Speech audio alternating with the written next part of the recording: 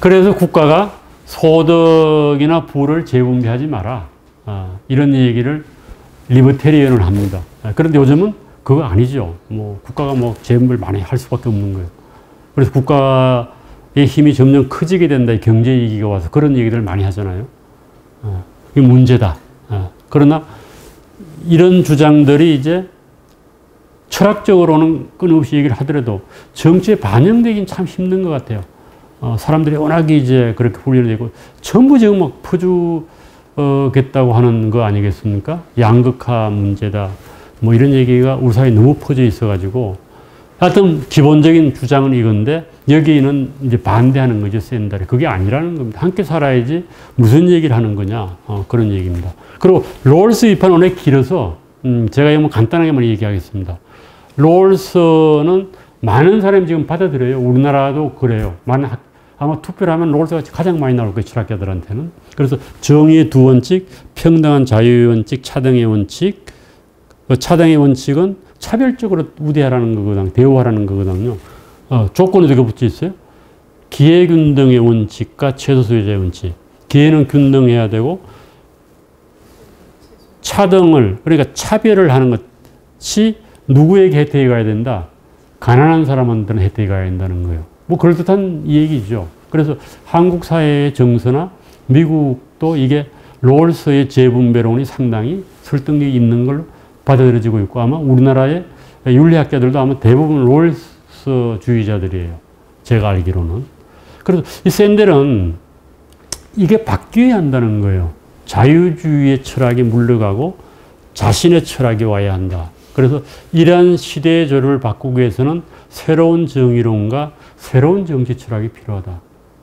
이렇게 얘기를 하는 겁니다. 자, 우리가 얘기하는 뭐 공화당이나 민주당, 우리식으로 얘기하면 진보나 보수, 이게 문제가 아니라는 거예요. 둘 다 똑같은 놈들이라는 거죠. 그래서 그걸 바꿔야 한다. 그래서 그걸 바꾸려고 하는 게 자기의 철학이다. 그래서 대안적 정의론은 미덕에 기초한 정의론이다. 아까 얘기한 그 미덕, 덕을 얘기한 덕, 아리스토텔레스적인 개념입니다.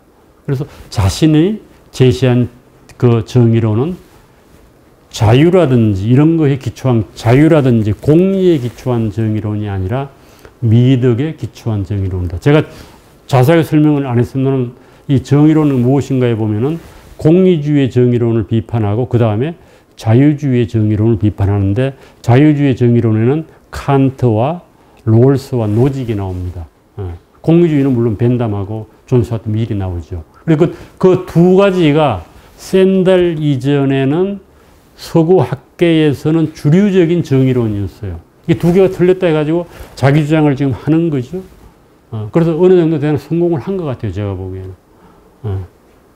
정의론이 뭐야 그러면 샌델의 정의론이 들어가거든요. 언제까지 들어갈지 모릅니다만은 지금으로는 대단히 성공적이라고 저는 봅니다. 그래서 정의를 이해하는 가장 단순한 방법은 사람들에게 응분의 대가를 주는, 이거 아까 얘기했듯이 아리스토텔레스적인 겁니다. 응분이 뭐냐? 복잡해지죠. 이러한 생각은 아리스토텔레스까지 거슬러 올라간다. 이러한 정의와 관련한 실제적인 문제는 누가 무엇에 대해 왜 응분의 자격을 갖는가를 알아내는 것이다. 참 이것도 힘든 얘기죠. 이거 논의해야 된다는 거예요. 뭐 대표적인 것이 왜 우리 그 독립유공자들한테 공적을 인정하고 뭐 혜택을 주잖아요. 그것도 똑같은 얘기입니다. 그 사람들이 그걸 받을 자격이 있을 게 묻잖아요. 뭐 김원봉이가 나오니까 김원봉이 공산주의 자익계의 독립운동자인데 대한민국에서 그 사람을 독립유공자로 인정을 해야 돼? 그걸 받을 자격이 있는 사람이야? 이렇게 묻잖아요. 상위군인도 다 똑같아요. 그런 우리가 기본적인 질문을 제기하는데 공동체주의 정의론이 여기에 맞는다는 얘기입니다. 그래서 어쩔 수 없이 정의는 미덕, 실질적인 미덕, 도덕적, 심지어 영적 문제를 논의해야 한다는 겁니다. 그러니까 정의를 논의할 때는 뭐를 따져봐야 된다? 미덕을 따져봐야 된다. 그 미덕이라고 하는 건 덕이 있다고 하는 것은 받을 자격이 있다라고 하는 말로 같아요. 그래서 미덕을 가진 자에게 그것을 주는 것이 정의롭다는 겁니다. 앞에 제가 소개를 간단하게 한 게 플룻 악기, 뭐 바이올린으로도 바꿔도 상관없는데 바이올린 한 대가 있으면은 이거 바이올린을 누가 갖는 게 정의롭냐? 누가 받을 가치가 있냐라고 묻잖아요. 그러면은 샌델이 얘기한 건 뭐예요? 바이올린의 원래 목적이 뭐냐 이거예요. 그건 좋은 소리를 내는 거 아니겠어요? 그러면은 누구한테 그걸 줘야 돼요? 바이올린을 가장 잘 연주하는 사람에게 그걸 줘야 됩니다. 시장에 내다 팔면 안 돼요. 그런데 문제는 그게 누구의 바이올린이라는 거 뭐 하늘에서 떨어진 바이올린이 아니잖아요. 세상의 모든 물건은 다 주인이 있어요.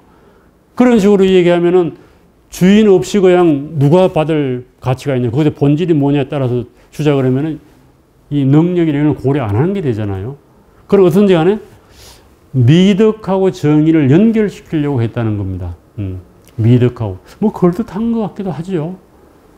도덕적 개념이니까 미덕. 이게 아리스토텔레스적인 입장이에요. 이게 이제 본질을 물어야 된다. 본질을 물어야 된다. 그래서 뭐를 나눌 때 그것의 본질을 물어야 된다. 뭐 돈 같으면은 어떻게 해야 돼요? 필요한 사람에게 주는 거겠죠. 미덕하고 결합돼야 된다. 그래서 공동체주의 얘기가 쭉 나옵니다. 이건 뭐 철학적으로는 이제 70년대인가요? 이 자유주의 공동체주의 논쟁이 붙었어요. 그런데 현대사회에서는 이 공동체주의의 범위가 다양해가지고 공동체를 규정하는 것 자체가 대단히 힘듭니다. 그래서 오히려 이렇게 되면 이제 집단주의로 갈 가능성이 많고 비판적인 측면. 나라를 단위로 해도 그렇잖아요. 국가 단위로 가버리고 민족주의로 가버리고 해서 그런 샌델은 이제 공동체주의를 부활시키려고 했습니다. 대안적 철학. 그래서 공동선의 정치를 주장을 했습니다. 그래서 여기 뭐 공공의 이익이라든지 공동선이라든지 시민이라든지 공동체라든지 이런 개념들이 많이 나오게 됩니다. 그래서 이거는 공동선의 정치는 자유주의 정치하고 차별을 하려고 했다. 샌델이. 그렇게 이해를 하면 됩니다. 자유주의 정치하고 차별을 하려고 했다. 여기에 뭐 네 가지 특징을 지금 얘기하는 네 가지죠 아마. 첫 번째가 강한 공동체 의식을 함양해야 된다는 거예요. 이것도 뭐 일견 들어보면 맞는 얘기 같기도 해요. 시민의 덕을 키울 수 있는 교육을 해야 한다. 뭐 옛날 우리식으로 하면은 국민교육 헌장 같은 걸 만들어가지고 시민들을 교육시켜야 한다는 거예요. 그거 뭐 정권의 이익하고 맞물려서 그런데, 그래서 공립학교와 군대의 역할이 대단히 중요하다. 뭐 샌델은 야구장까지 시민교육의 장이라고 생각을 합니다. 야구장. 그래서 야구장에서는 모든 사람이 평등해야 된다는 거예요. 근데 요즘 스카이캐슬이라고 야구장에 또 돈 많은 사람은 이렇게 에어컨이 나오는 이렇게 가서 본다고. 그거는 샌들은 엄청나게 반대를 해요. 야구장은 시민의 교육장에는 누구나 다 줄을 서서 표를 사가지고 들어가서 똑같이 이렇게 해야지 뭐 돈 좀 있다고 그렇게 에어컨 나오는 데서 야구를 보면 되냐. 뭐 이런 얘기를 하는 겁니다. 그래서 군대와 공립학교가 대단히 중요하다. 그래서 강한 공동체 의식이 중요하고 두 번째는 시장의 도덕적 한계. 이거는 이제 돈으로 살 수 없는 건 나와요. 시장은 괜찮은데 시장 사회는 곤란하다. 그 얘기는 뭔가 하면은 물건을 사고 팔고 이런 건 시장 논리 좋다는 겁니다. 그러나 시장의 논리가 적용해서 안 되는 부분이 있다는 거예요. 그것이 뭔가 하면은 교육과 의료와 병력 이런 거라는 겁니다. 이것도 시장 논리가 안 적용하면 어떻게 될까요? 교육, 의료, 병력. 이거는 시장 논리를 적용하지 말아야 된다. 이게 뭐 우리나라에 많은 사람들이 생각하죠. 그래서 국민 개병제, 징병제를 옹호하는 거죠. 모병제가 아니고. 그리고 의료는 보편적 의료를 얘기하고 교육은 전부 국립으로 해야 되겠죠. 국공립으로 해야 되겠죠. 그런 얘기입니다. 시장이 대단하게 매직, 마법 같은 힘을 가지고 있지만은 그거가 경제 영역을 떠나서 모든 영역에 다 적용해서는 안 된다는 거예요. 요즘 우리 손익계산 많이 하잖아요. 그건 다 시장 논리예요. 코스트, 베니핏, 비용하고 혜택을 비교해가지고 하는 건 다 시장 논리입니다. 그래서 뭐, 미국 같은 경우에 그 유명한 시카고 학파들은 모든 걸 다 시장 논리로 설명하잖아요. 그래서 사람이 결혼하는 것까지 시장 논리로 설명을 해요. 그 노벨 경제학상 받은 경제학자가 있지 않습니까? 그런 얘기입니다. 그 다음에 불평등 심화를 방지해야 한다. 예. 이것도 뭐 맞는 말인 것 같기는 한데, 그럼 어떻게 방지하냐라고 하는 얘기죠. 빈부의 격차가 심화되면은 연대감이 사라지게 된다. 그래서 구체적인 방안으로는 사회의 기반 시설을 국가에서 많이 해라. 공립학교를 많이 만들고 대중교통 체제를 많이 하고 보건소를 짓고 운동장을 짓고 공원을 짓고 레크리에이션 센터를 만들고 도서관을 많이 지어라. 뭐 이런 건 대부분 나라에서 하고 있는 거죠.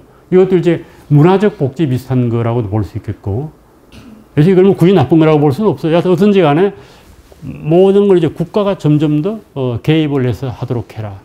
뭐 그런 얘기를 하고 있고, 불평등 심화를 막기 위해서 평등해져야 한다. 이건 롤스하고는 다른 입장입니다. 복지국가를 얘기하는데 샌델은 왜 그렇게 얘기하는가 하면은, 불평등해지면은 시민의식이 약화되고 연대의식이 약화돼서 그렇다. 그래서 불평등이 나쁜 거라고 얘기를 해요. 네 번째로는 시민의 도덕적 참여 정치.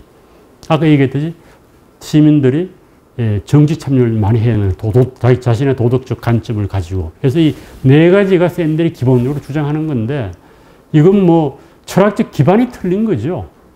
샌델하고 다른 철학을 가진 사람들은 이런 주장을 해요. 그러나 다만 샌델은 그걸 아리스토텔레스를 재해석해서 정의라고 하는 것하고 좋은 것, 덕하고 연결시켜서 이런 얘기를 하고 있다는 측면에서 공동선의 정치라고 부르고, 그걸 뒤에는 또 공화주의라고 부릅니다. 그것이 자기는 자유주의하고 틀리다는 거예요. 미국은 지금 자유주의가 주도하고 있는데 이거 버리고 공동체주의나 공화주의로 가야 된다는 거 하는 것이 샌델의 기본적인 주장입니다. 그래서 자유주의 공공철학을 바꾸어야 한다는 얘기예요. 경제가 성장과 분배에만 집중했다. 똑같은 거죠. 흔히 말하면 우리 근대화론자들은 뭐예요? 성장을 중시한 거고, 분배론자들은 나누자는 거 아니에요? 우리 못 나라 좀 나누자. 이게 똑같다는 거예요. 시민의 의식 형성은 전혀 고려하지 않는다.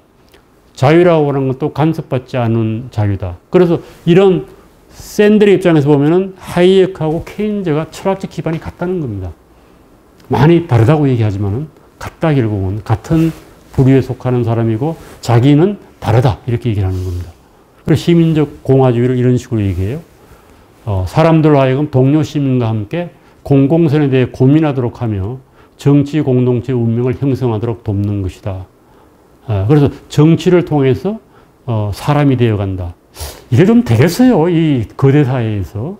그렇잖아요. 힘든 얘기예요. 상당히 뭐 그럴듯하기는 하는데 좀 동화적인 얘기고, 그래서 이것이 가능하지도 않고 바람직하지도 않다고 하는 비판을 받아요.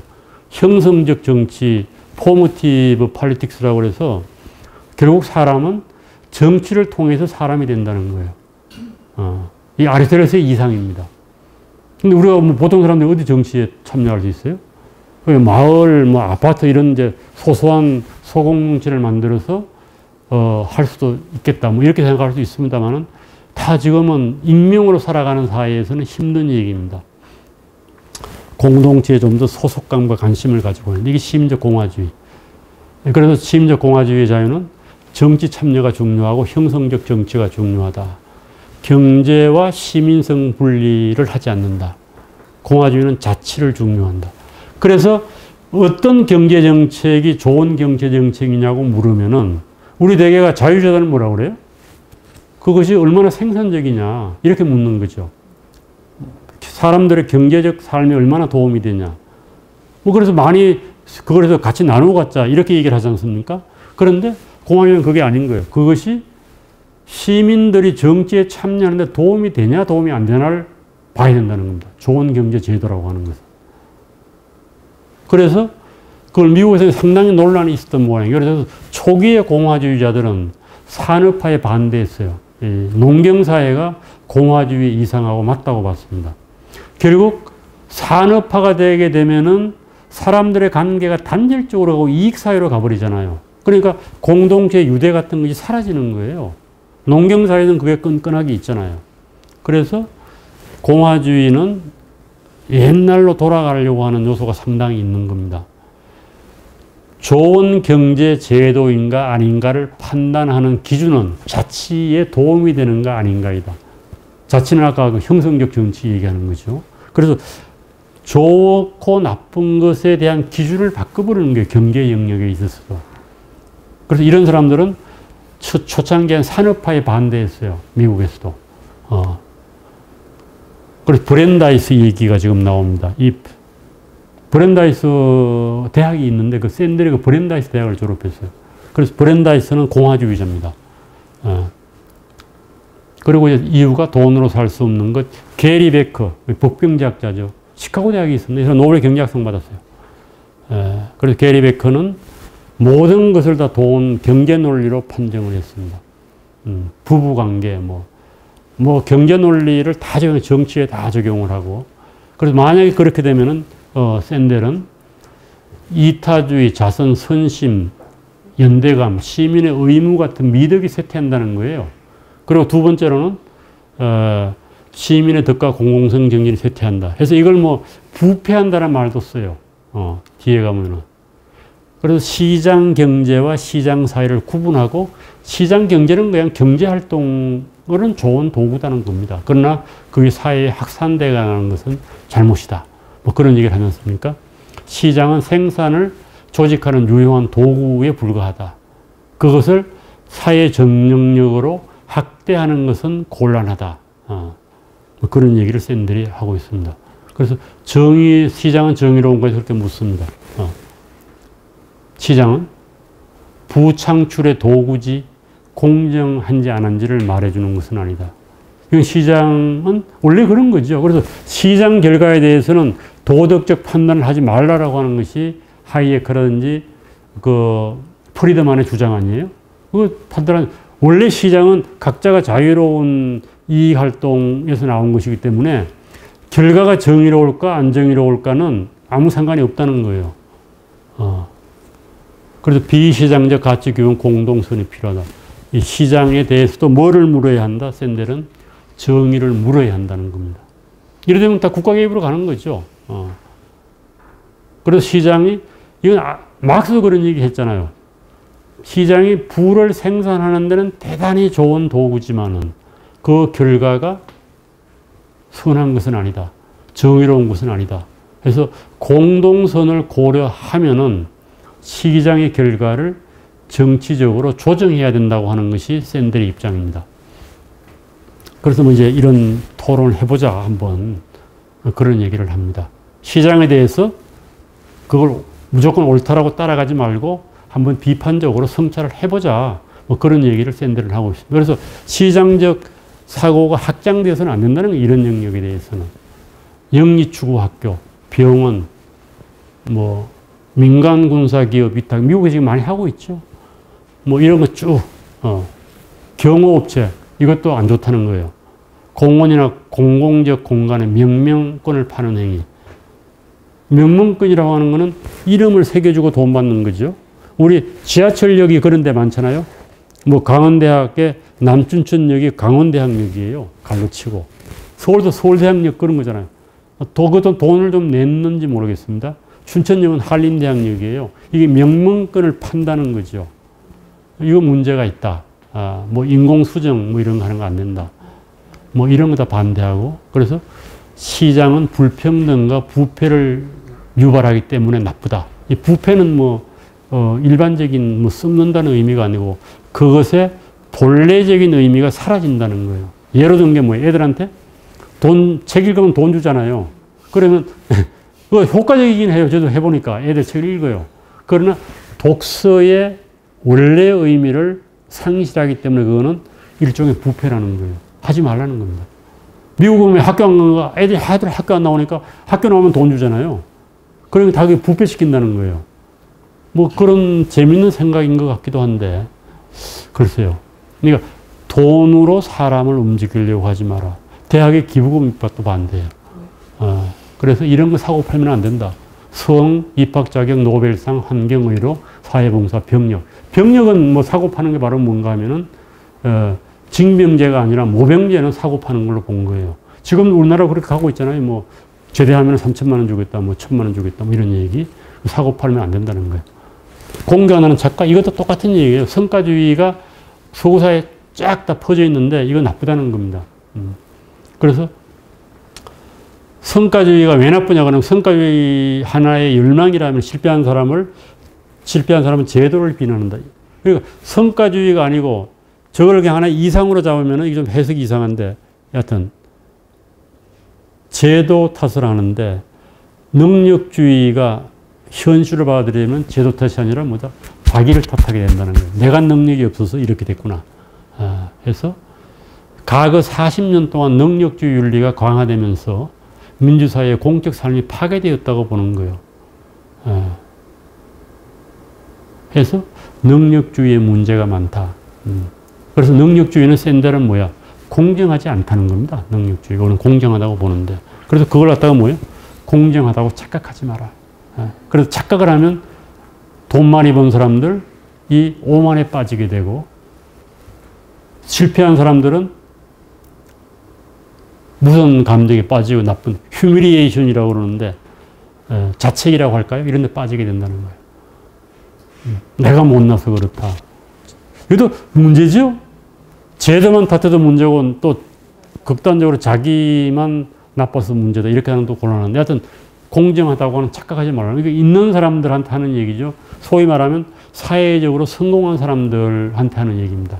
네가 잘나서 된 게 아니다. 그래서 샌델은 운이나 은총이 기독교적 표현이죠. 샌델이 원래 유대 영향을 많이 받았으니까 운이 많이 작용한다는 거예요. 인간의 삶에서. 맞는 얘기죠. 그래서 그러면은 뭐 어떻게 할 거냐? 능력주의는 어두운 면이 있다. 운이 좋지 않은 사람들을 배려할 수 있는 여지가 줄어든다. 공동체에 대해서 관심도 없으면 지가 잘났다니까.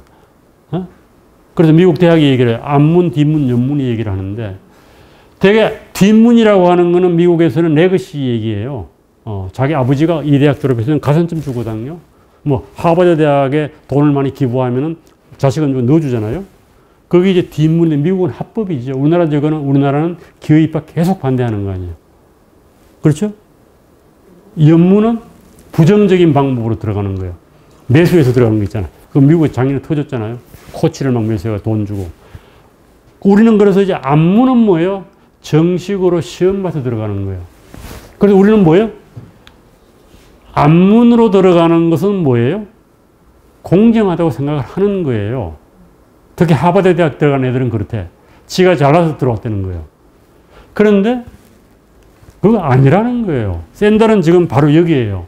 뭐 뒷문이고 옆문이 공정하다, 불법이다 이거는 뭐 우리 다 인정하는데 많은 사람들은 뭐예요? 앞문으로 들어가는 거는 공정하다고 생각을 하는데 이거 아니다. 공정하지 않다. 착각하지 말라는 거예요. 그러니까 근본적인 질문을 제기하는 거죠. 우리 그러잖아요. 내가 잘나서 들어가고 공부 열심히 들어가면 뭐가 잘못이야? 공정한 거 아니야? 이렇게 얘기하는데 그거 아니다. 공정하지 않다라고 얘기하는 겁니다. 그래서 앞문은 안 공정할 수가 있다. 한번 생각을 해보자. 왜 이제 이거는 증거로 뭘 얘기하는가 하면은 주로 하버드 대학 조사를 해봤더니 뭐 70, 80%가 이 중산층 이상의 출신자들이라는 거예요. 옛날에는 골고루 섞여 있을 때네. 경제 환경 관계없이. 그래서 요즘 우리 그 서울대학도 똑같잖아요. 서울대학의 분포하고 우리나라의 그 부의 분포 일치 안 해요. 서울대학은 전문직 출신들의 자녀가 상당히 많습니다. 이게 공정하지 않다는 거야. 그러니까 결국은 자식이 서울대학에 들어가고 하버드 들어가고 좋은 대학 들어가는 데는 어느 집안의 아이냐? 부모의 경제력이 많이 의존한다는 거죠. 그래서 안 공정하다는 거예요. 그럼 어떻게 하자는 거냐 이거야. 우리 대개 보면 성적 보고 뽑자 그러잖아요. 성적 보고 뽑자. 공정하다고 얘기하는데 그거 하면 의심을 해봐라. 우리 뭐 그냥 모든 걸 시험 치면 공정하다고 그러잖아요. 안 공정할 수 있다는 거예요. 그래서 어떻게 보면 우리가 공정하다고 믿는 그 믿음에 의문을 한번 제기해 보자라는 거예요.